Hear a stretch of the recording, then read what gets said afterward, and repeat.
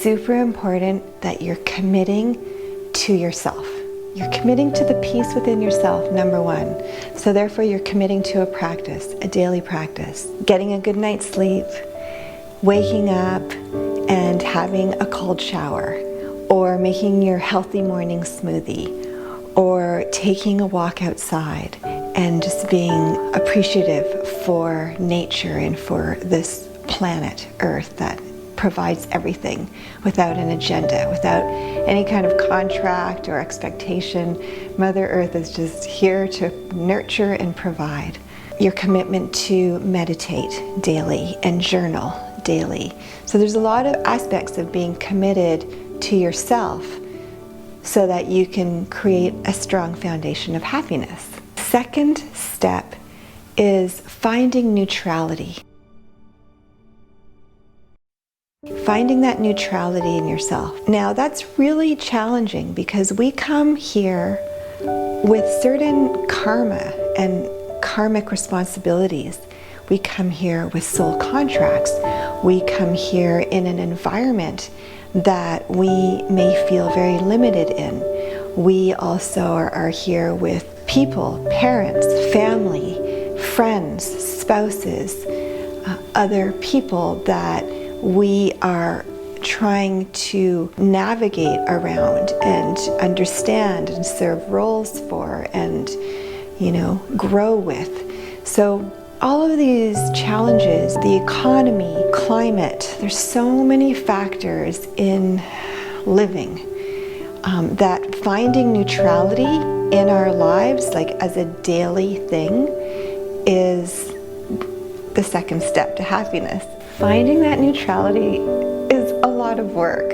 We need to do a lot of soul searching, a lot of letting go, a lot of growing and understanding, and that's done through our life experience and through our relationships. Once you can come into that neutral mind meaning you're not depressed and you're not overly excitable and you're not being swept up by the waves of living. You're not being swept up by the waves of the outer experience. Therefore, you have your ego under control. You're not dependent on what people think about you. Your happiness isn't dependent on how many likes you get on your social media or what people think about you or, what you're wearing or what your hair is like. So returning back to who you truly are, that authentic self, that true nature. And then from that point, we can go into our third step, which is dignity. You understanding yourself. You understanding all the facets of your character. Being able to see what your flaws are. Understanding where your addictions lie or your belief systems are fooling you. So when you get to that point of having the opportunity to be dignified and for people to see you in a dignified way and trust you and know that they're getting who you really are. There's no hidden agenda, there's nothing, it's just being. That's the third step to happiness.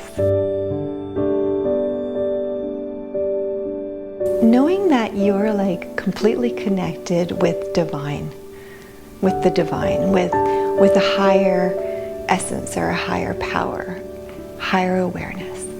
Now, you're not connected in this way that's egotistical or spiritually above others. It's not like that at all. It's very subtle and humble, and you want to have this step to really ground yourself in spirit, because when we're grounded in the essence of who we are, then there's the ability for everything to come to us and through us, and through that brings us joy, and through that joy brings that happiness. Grace is the ability to just feel completely integrated with yourself. You're integrating your spirit, you're integrating your body, your presence here on earth, you're able to integrate with other people from a place of complete authenticity, peace, groundedness from the heart with that vibration of joy. So people also will just know that there's no hidden agenda. It's just completely divine, and there's a grace upon you. The sixth step is sacrifice. When we're able to let go of our own agendas, our own concerns, our own worries, our personal goals that are ego-driven. It's so fun, right? Like being in this world and going after our goals and dreams. And it's important that we do those things too, because we have soul contracts and we have reasons to be, we have purposes here. But at the same time, to be able to live in happiness is to be able to sacrifice the perspective of living from that state of wanting. So we're sacrificing the attachment to an outcome. If we're being in our daily routine with purpose, we're here, we're working to make a difference.